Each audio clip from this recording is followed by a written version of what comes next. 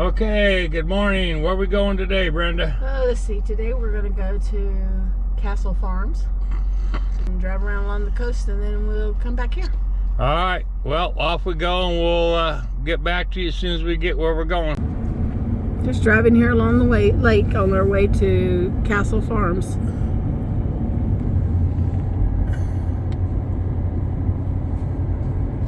We're here and we have to take a ferry over to Ironton to get to the castle. And we get to wait till the next ferry because there's not enough room on there for us right now. Well, we're sitting here waiting for the ferry to come back across, and we're next in line to get on.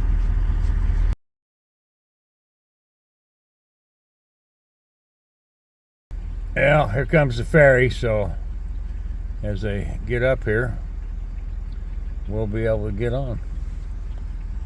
And looks like he didn't even have any customers coming back. Oh no, he's got one. I see him. He's only got one customer. He hauled 4 over, but now he's only got one coming back.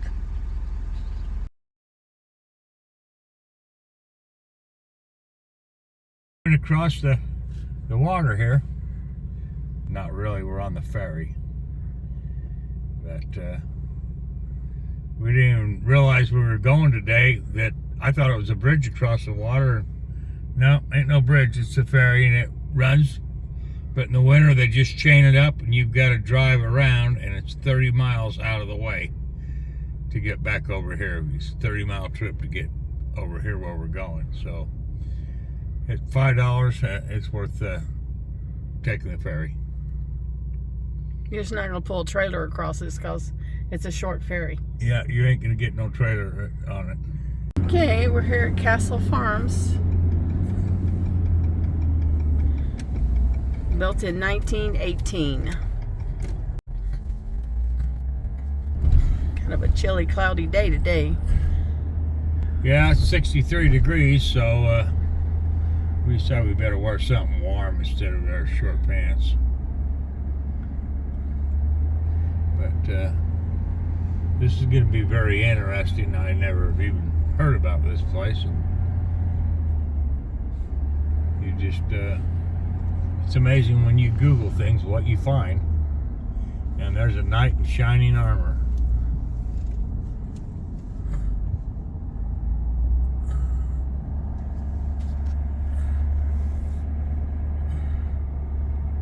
Okay, we'll get parked here.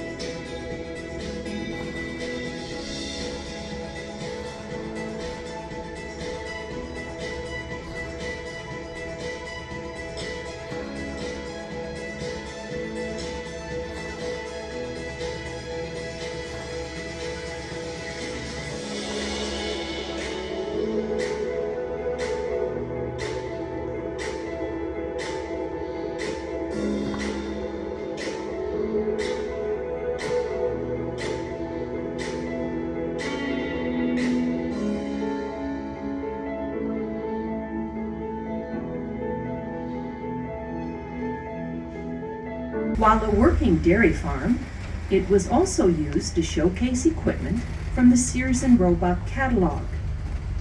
These buildings were built in a French style, typical of what you would see in the Loire Valley in France. On the right is the fish-filled reflection pond. It's a lovely place to have a quiet moment during your visit today, and the fish are usually hungry. Back on your left, we are approaching what was originally the front of the building. The 1918 date stone rests above the small archway. The short, squat towers on either side are called drum towers, and each has a witch's hat roofline. The tower on the left served as a lounge for the workmen, while the right side was originally the milk processing area, later the cheese house. Today, it houses our 1918 Cellars wine tasting room, a spot you want to be sure not to miss. Back on the right is our very own castle dragon, Norm. Our current owner likes to say he was named Norm because he is enormous. Norm was a top 10 prize winner at the 2013 Grand Rapids Art Prize. He is made of approximately 6,500 metal plates cut from a recycled shipping container.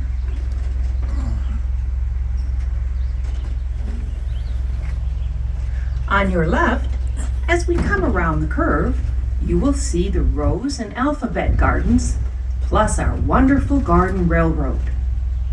On the far side of the hedges is a traditional garden railroad depicting Charlevoix's railroad history, including a replica of our depot and swinging bridge. In 2010, the elevated rail came into being with the large observation towers. The area continues to expand, and we are now the largest garden railroad in the state with over 3/4 mile of track, and we can run approximately 60 to 70 cars. Continuing on the right, behind the large cedar hedge, is a series of buildings you will want to explore. The small round office gives us a look at the farm years from 1918 to 1927. It was originally the farm manager's office.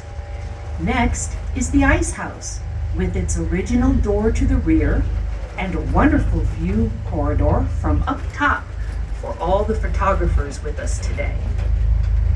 The curved building was once the carriage house, and next to it, the large building was the horse barn.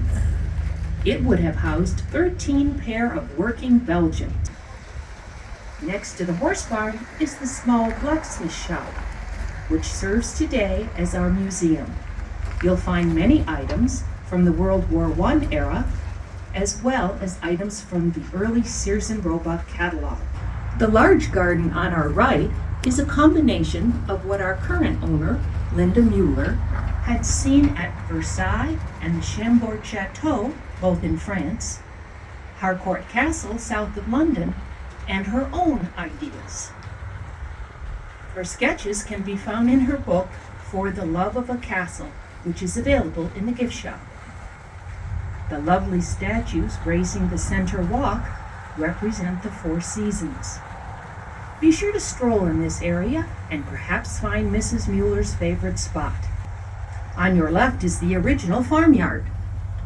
In the mid-70s, the wings were torn down and a huge stage was set up against the building. Many of America's pop music royalty, from A to Z, all performed right here at Castle Farms. A list of who was here can be found in the West Gallery. They're getting set up for another wedding here.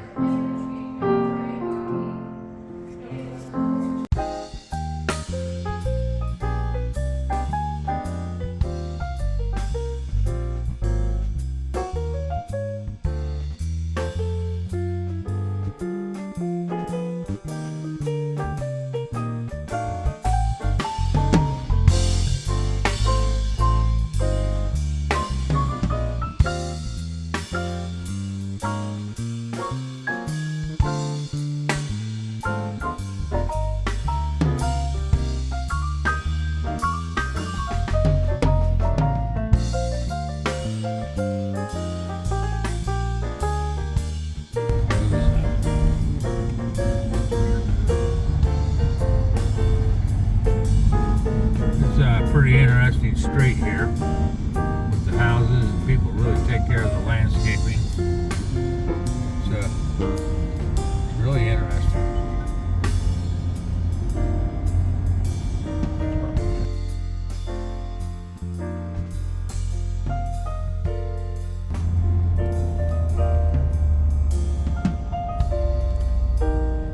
That's it right there. Charlevoix train depot. built in 1892, donated to Charlevoix Historical Society in 1992, and designated Charlevoix's local historic district. The Charlevoix Trinity Pool was designed by Charles Pelton and Company of Grand Rapids, Michigan for the Chicago West Michigan Railway. Construction began in May of 1892, but it was not quite finished by the time the first train arrived on June 26th. At the right of the depot, this view shows the stairway up to the inn around 1900.